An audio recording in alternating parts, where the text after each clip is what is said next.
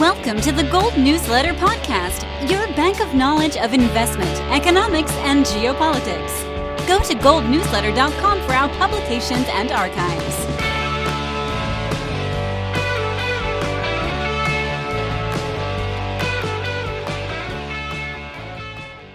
This is 𝗂𝗶𝘁 with the Gold Newsletter Podcast. Thank you for tuning in. I'm so pleased to be with you and to have Lyn Alden, my co-host, with me. If you haven't already, please subscribe to our YouTube channel or to whatever platform you're listening to. We have a first-time guest, but greatly anticipated, Lyn Alden. She is an experienced independent financial researcher with an engineering background, and she has her own free and subscription-oriented publications. Lyn, welcome to the show. Hey, thanks for having me. It's great to be here. And I've been enjoying your other hits on podcasts. And Brian was saying you have a substantial Twitter following that has respect. Now, the latest article I read from you mentioned that obviously we're in these unprecedented times, maybe, or maybe you might want to correct me on that, whether you feel like there are corollaries from the past. But the major theme that struck me from your work was these countervailing forces, one of lockdowns and unemployment and the other of increased liquidity, and that these will cause dislocations or reallocations. Do you want to clarify what those might be? Sure. So we have the largest employment shock we've had since pretty much the Great Depression, right? So in this past century, we haven't really seen this many jobs lost this rapidly. So we have currently about 17 million Americans on continued jobless claims, and then another 12 million or so if you count the Pandemic Unemployment Assistance Program, which provides assistance to self-employed people that normally wouldn't be covered by it but are covered by the CARES Act. So they're roughly in the ballpark of 30 million people that are on some sort of jobless assistance. And then there's also been the $1,200 helicopter checks that were sent out to most people. And in addition to just receiving aid, the federal government has provided $600 a week in extra aid to help these people. So it's actually been an unusual case where despite this giant unemployment shock, personal income is up so far in April and May. So the data lags a little bit. So we're talking here in July. But if you look at April and May data, personal income went up because people got that $1,200 checks, whether or not they lost their jobs or not. And then people that did lose their jobs, the ones on the lower end of the income spectrum are in many cases getting paid more than they were making when they were employed. Now, a lot of this starts to expire at the end of this month in July, unless they do another round of fiscal spending to kind of maintain it or alter it in some way. So that's where we are now, where we have this massive unemployment shock, but we also have, the fiscal spending was about $2.7 trillion so far in aid, and most of that was monetized by the Federal Reserve, right? So most of the Treasury issuance to fund all that spending was purchased by the Federal Reserve through the primary dealer banks with new dollar creation. So this is something we haven't really seen at this scale since the 1940s. So it's certainly unprecedented in modern times, and we have to kind of go back to deep the history books to really see something like this, because it's not something that happened in most of our lifetimes. Right, but how do you see this actually transitioning, let's say, priorities within the country, right? So if people are unemployed but have more money in their pockets, which is very counterintuitive, how is this actually going to restructure things, right? I assume there's going to be a great deal of dislocation, of creative destruction, where new technology can interrupt what has been the status quo. Yeah, lately we've seen a pretty strong surge in tech stocks and disruptors in general, because many of them have been less impacted by the virus compared to many of the quote unquote real economy stocks, ones that are more tied to cyclicality or to consumers. Whereas most of the companies in the tech space have done pretty well so far. However, a lot of their valuations are getting very stretched at this point. So we have kind of a record valuation divide between some of these growth-oriented stocks and the cyclical value-oriented stocks. So going forward, a big thing to look out for is what happens with supply chains, because part of the reason this economic shock is so bad in the US is that over the past several decades, due to having global reserve currency status for the dollar, we've had to run pretty persistent trade deficits. So we've outsourced a lot of our supply chains and a lot of our industrial base. So we're actually more reliant on the services sector than most other major economies. We're roughly tied with France in terms of how reliant we are on the services sector, and we're far behind, say, the European average, and we're way behind, Japan and Germany and some of these more industrial producers. So because we have such a large focus in the services sector, and this virus, the impact on the economy has disproportionately affected the services sector, restaurants, travel, hospitality, that sort of thing. We're actually facing a pretty extensive, kind of crisis in those areas. And it's been kind of a political mandate to try to bring some of those supply chains home, but that's a very long process, and that's one that's hard to do when the dollar is kind of this strong. That's one of the big kind of dollar debates that a lot of people have been having lately. That it used to be an exorbitant privilege to have this current status, but we're after 50 years of this, we're at the exorbitant curse, you could call it. We're at if people have heard of Triffin's dilemma, right? That eventually, if you run the global reserve currency, you pretty much have to supply all those currency to the rest of the world, and that pretty much means running very large trade deficits. We've kind of had that structurally for decades, and we might be getting towards the tail end of that. But right now, that's been playing a pretty big role in why this unemployment shock is so severe. Lyn, Brian here. One of the things I really like about your analyses is you have great way of putting it into historical perspective. And as you said, the current stimulus efforts are unprecedented, at least going back to the Great Depression. But really, in the kinds of stimulus, it's unprecedented, because back then, FDR devalued the dollar fairly quickly against gold, but the government assistance programs were largely in the form of civilian work programs, infrastructure projects, and just paying people to go to work. Now we're just plain paying people. And as you mentioned, I saw a report yesterday that I think 68% of those receiving the unemployment, the $600 boost in unemployment benefits, were receiving more money than they were before when they were working, and that increase is about 34% or so more. So there's really no incentive to go back to work. So it's different. We're just handing people money, and contrary to expectations, the unintended consequences is people aren't spending that. They're scared, and they're basically saving it. And in this context of modern economics, Keynesian economics, the worst thing somebody can do is save and build capital. They just want them to go out and spend. So, I mean, across the board, every aspect of this, I think, is just completely different from anything we've ever seen before. In many ways, yeah. So if you look at the Great Depression, for example, they didn't really have the bank protections that we do now. So they didn't have like FDIC insurance and stuff. So when that big crisis happened, many banks went under, and the broad money supply went down substantially over the 3 years or so from 1929 to 1932. I believe it's about 1/3 of broad money supply just kind of vanished, just went to money heaven. So that was a very big deflationary crunch for about 3 years there. And then, eventually then they, as you point out, they turned to the infrastructure programs. They started spending a lot of money. They devalued the dollar significantly versus gold.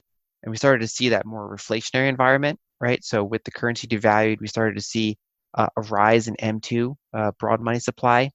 And we saw that go up pretty substantially then going into the war times, right? So a big difference now is that because, there's all this FDIC insurance, and then also the Federal Reserve kind of backstopping the banks more than they did back then, and also giving these direct checks to people so quickly, we haven't really seen bank failures, and broad money supply has gone up at the fastest pace in modern history. So we're up something like 20 or 25% year over year.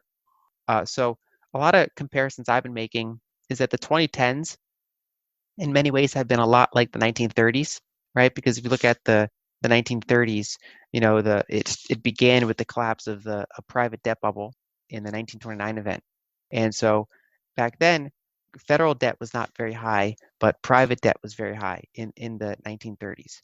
And so they worked out that debt bubble, and it was it was a very deflationary environment for a while. And then when they devalued the dollar, they started to reflate it a little bit. But overall, it was not a very inflationary environment.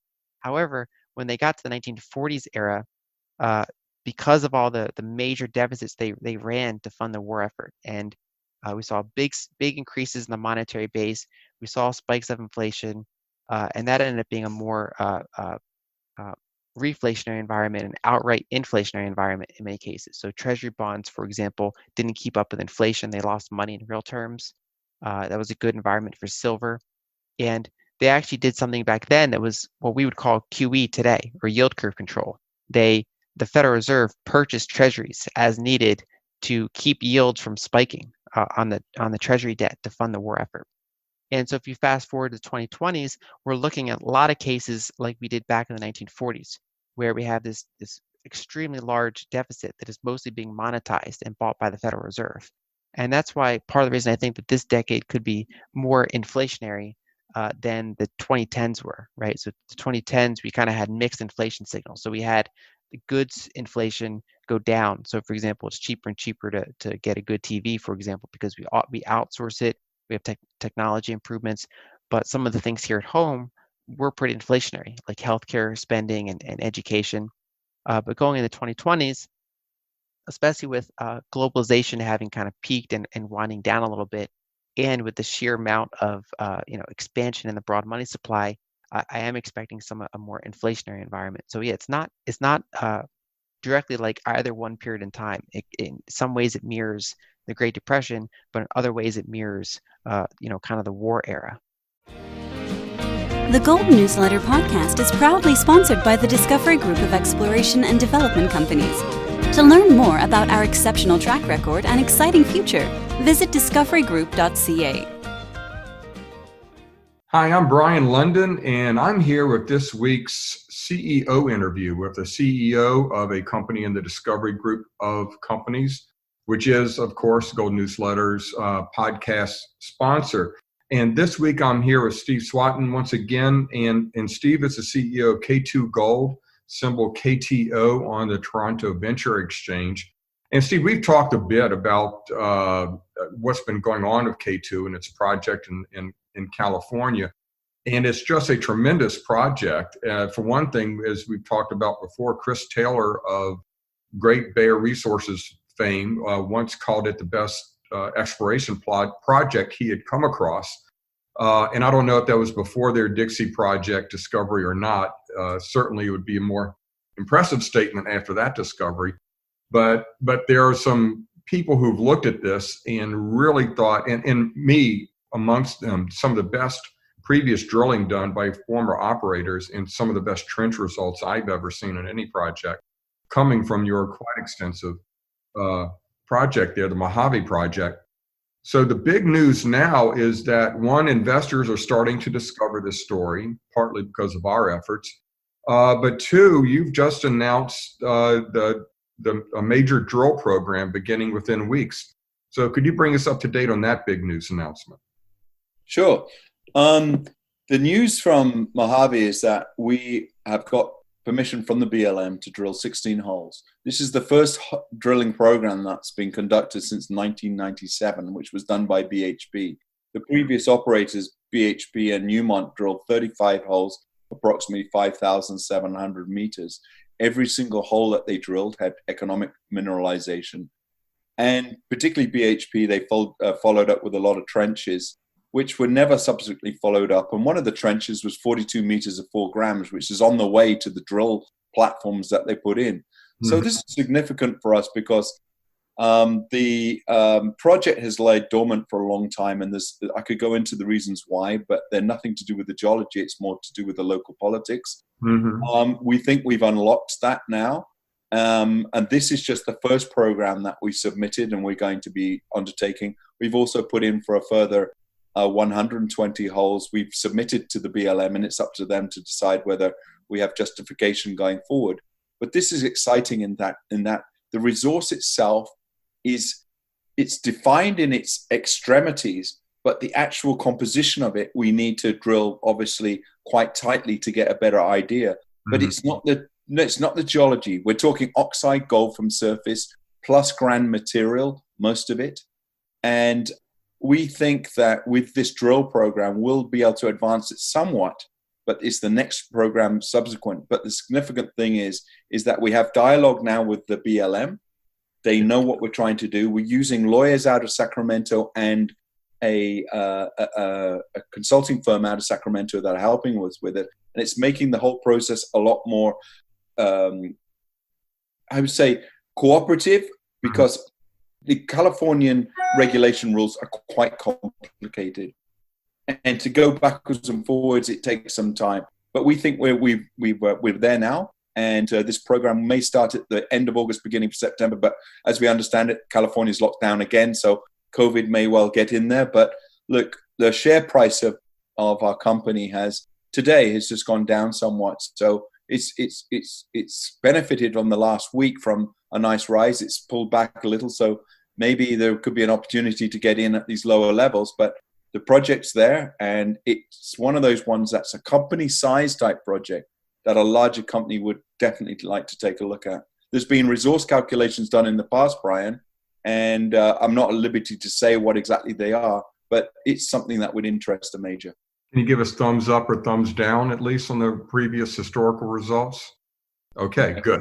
Let's get that in there. Well, Steve, you've answered my questions before I could ask them, but let's revisit one on California. A lot of investors, and look at that and apply somewhat of a risk discount to a company.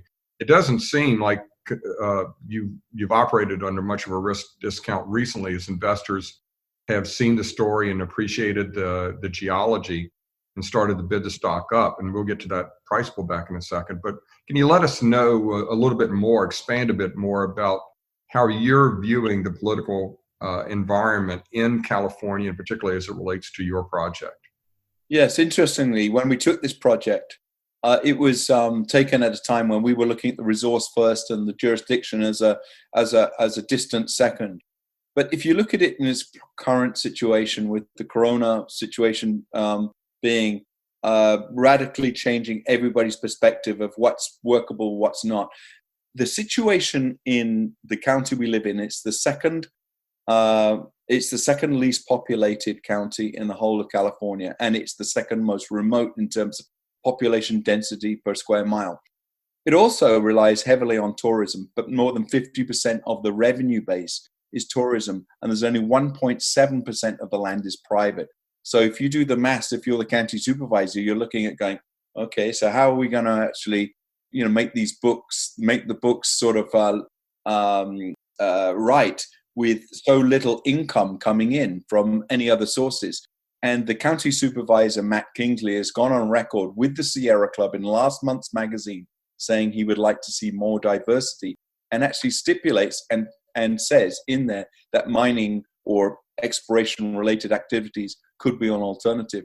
So the landscape has changed incredibly from a year ago for us. And as much as Corona is obviously a terrible thing, there may be a case for looking at these more remote areas in a different light, and maybe mining isn't such a bad thing for the local economy. Well, that it's one of the most exciting geologically, from a geological standpoint, exploration projects that's been around out there in the market, and it's lain fallow for over 2 decades. And now you're coming back and expanding on those previous results. So a lot of excitement there. You've come back a bit in the share price. You mentioned that. So it's a great window of opportunity for investors to get involved. And in looking at the bigger picture, to get a discovery group company that's about to drill and has a high likelihood of being another one of their success stories, and to get it at these levels is just a really rich opportunity that investors need to look at. Steve, thank you so much for joining us again this week and giving us an update. Thank you very much. It's been a pleasure.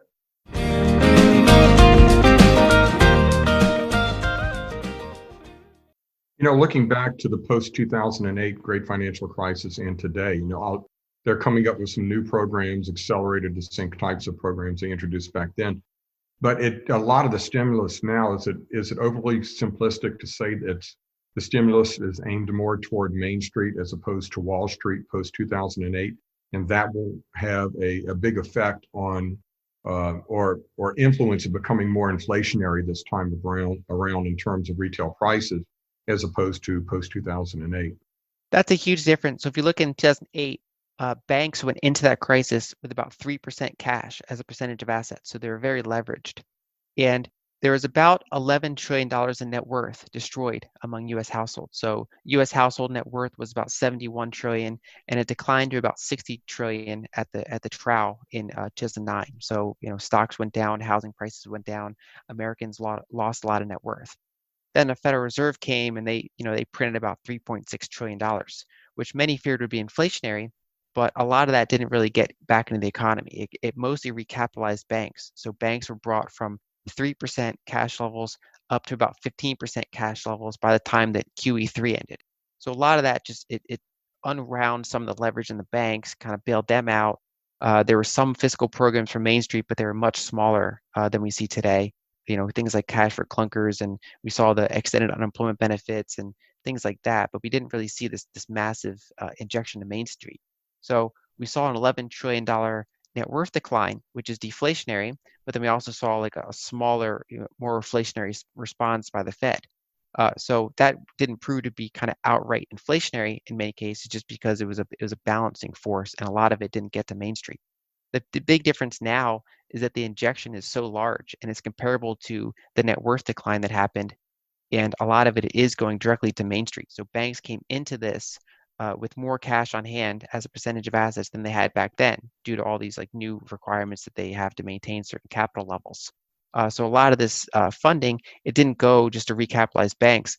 A lot of it went kind of deep into the economy in the form of the helicopter checks, the $600 a week in extra unemployment, and then also the PPP loans, most of which turn into grants for small businesses. So a lot of that was just thrown at the economy, and we're likely to see another round later this year. Most politicians on both sides are kind of in favor of that. One of the things they did this time around that was similar to last time was, well, two things. The Federal Reserve started purchasing assets and went straight to unlimited quantitative easing, and then over the matter of days equaled what they did over a term of years post 2008. And they also went straight to zeroed interest rates once again.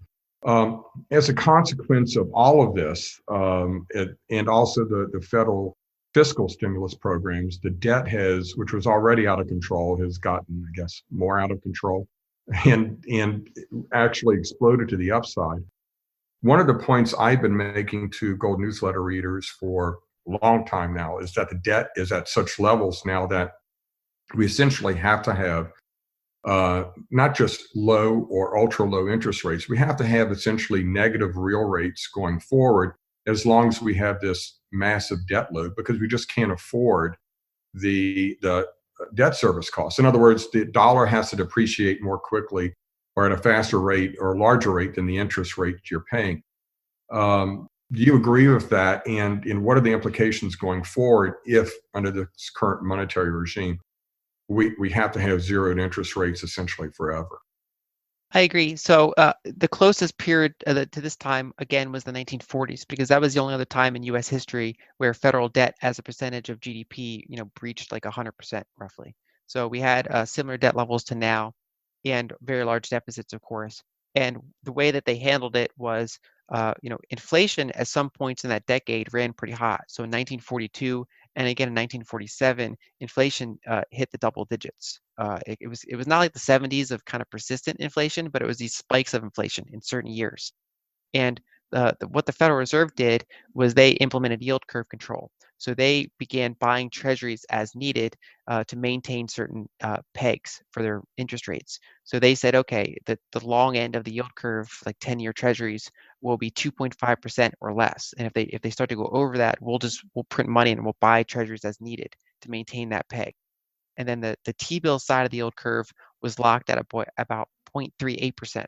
So they had like a low positive yield curve that was artificial, because the Fed would buy treasuries as needed to maintain that.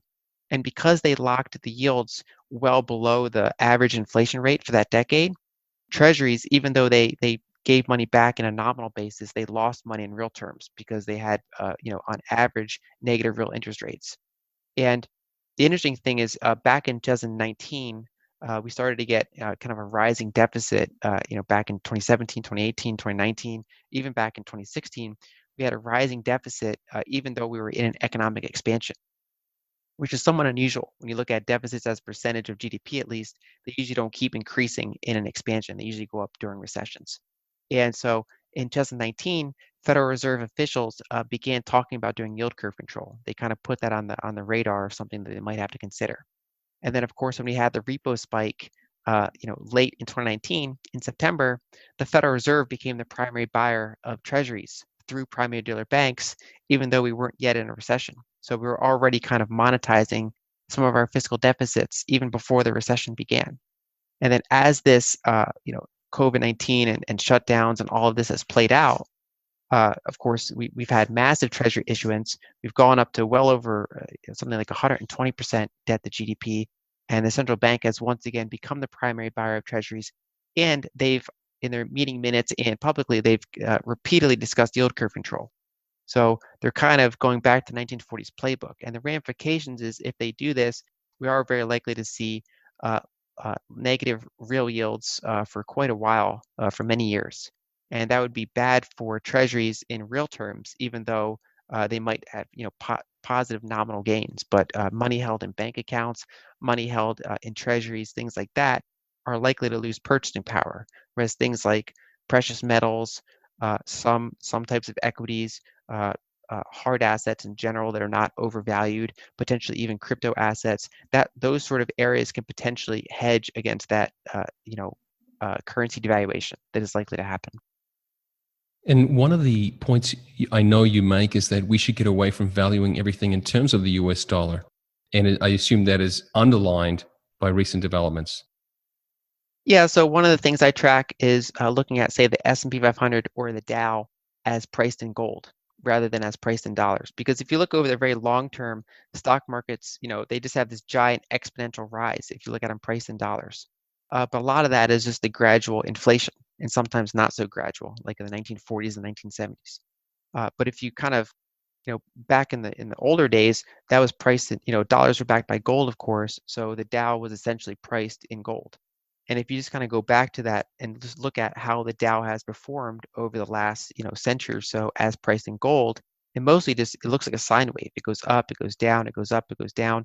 And the main kind of alpha that the Dow generates over gold are the dividends that it pays, right? So over the very long term, it has outperformed gold, but most of it is because of the dividends that it generates from cash flows, whereas the actual Dow to gold ratio just usually has these big fluctuations. And most recently, the S&P 500 and the Dow peaked as priced in gold back in 2018. So even though we hit new highs in dollar terms in 2019, and then for some of the indices in 2020, we've gone down since 2018. And that was also when the GDP growth rate peaked, right? So even though 2019, for example, still had positive GDP growth, it was a smaller growth rate than 2018. So we started to get kind of a volatile move in stocks. We started to get more precious metals appreciation, especially in gold, although recently we just had the silver spike. So yes, I often like to look at these indices as priced in kind of harder ways to measure that. And we've actually had some pretty significant breakouts. So if we just kind of reverse that, instead of saying, the S&P 500 as priced in gold, I also flip that and look at the gold to S&P 500 ratio. And that recently broke above, 50-month moving averages, which we haven't really seen since 2002. So it's pretty exciting time for precious metals if you have kind of if you're looking several years out potentially. Yeah, and if you're looking like today, it's pretty well. I mean, over the last couple of days, we've seen a tremendous move in gold and a tremendous catch-up play in silver, and I think there are some news events that are driving that. I think it's obviously some short covering and the like going on. But one of the things I've been mentioning over just the last couple of weeks is this impending deadline at the end of the month for that $600 federal bonus for unemployment benefits, and I believe some other benefits. And the political battle right now to extend that in the next wave of stimulus. And really a few points I'm making that one, it's an election year, so there's no fiscal restraint going on here. It's a bidding war. But still, the Republicans are at the lower end, around $1 trillion. The Democrats are around $3 trillion. And I read something this morning that the Republicans are privately conceding that it's going to go past that deadline. which is uncertainty and doesn't help the markets. But I think that gold and silver, among other things, are kind of looking at that deadline and saying, this is the next big headline that's going to push it. And something's got to break, something's got to happen. So some uncertainty, though. It looks like it's going to extend past the end of the month. And of course, that may be, after the surge in gold and silver, a short-term point where we may get a consolidation in that move or something. Yeah, quite possibly. So if we get that kind of fiscal cliff, in addition to, equities could start, for example, running into some problems, because if you look at equity performance this year, it's been very correlated with the amount of fiscal and the amount of monetary, the monetization of that fiscal. So as that starts to run off, especially those $600 a week checks, I do think we could see a drop in, consumer personal income, right? Because that's what's been propping it up. And then also that can translate into people spending less. We can have more solvency problems, like landlords getting even less rent, that sort of thing. So that is definitely a fiscal cliff to be aware of. And in the shorter term, that could pressure pretty much all sorts of assets. So it could pressure stocks. It could even pressure gold and silver if we have a more deflationary move. Like it could be a good environment for example, for treasuries or something like that, possibly. However, longer term, as that plays out, we have to look back to, say, a month or two ago when we had pretty wide civil unrest, right? So imagine that kind of resurfacing now that some of those checks have been taken away, right? Because it's always easier to give stimulus than to take it away. So August could certainly be an interesting month to see kind of what happens when those checks run off, and then kind of the market's interpretation of what that means. Yeah, and that there's one thing that can define what's been going on. It's interesting, for sure. And looking back at the bigger picture, post-2008, and even a bit before that, of course, the Fed's goals were to create this wealth effect by pumping up the financial markets, and it worked like gangbusters. But it also created a dependency upon the Fed for the financial markets. And I was saying, and a number of other people were saying that earlier this year and late last year, that there's going to be some sort of a slowdown, and the stock market's going to go back to the Fed and demand another round of rate cuts, et cetera. And COVID was kind of just the excuse, a very valid excuse, but something was going to happen. The Fed now has emptied its barrels and used about everything it could dream up, except for negative Fed funds rate. And although they've come out and said that's not something they think will work, et cetera, if you parse their words, they haven't ruled it out. So what do you think the likelihood of that as being something else that they'll have to resort to kind of provide the kind of headlines or stimulus that the markets will need? Like the addict that they are, addicted to this easy, not just easy money, but ever easier money. Yeah, so I hope they don't, because as Europe and Japan have showed, negative interest rates don't really do a lot. If anything, it might have a negative effect. It might be an anti-stimulus just because it hurts the banking sector. And it's no one kind of makes a business decision, based on 0.5% less interest rate when interest rates are that low, right? It's not like that really encourages a lot of new, spending.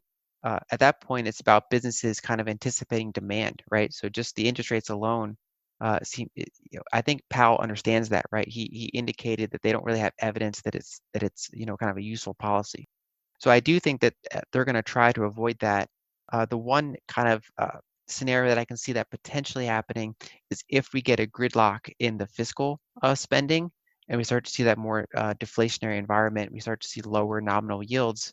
The Federal Reserve might feel themselves like they have to do something, and so they go negative rates, or they resort to, there's a couple other options they can do, like they might be able to buy stocks through that special purpose vehicle that they have set up. Hopefully they don't.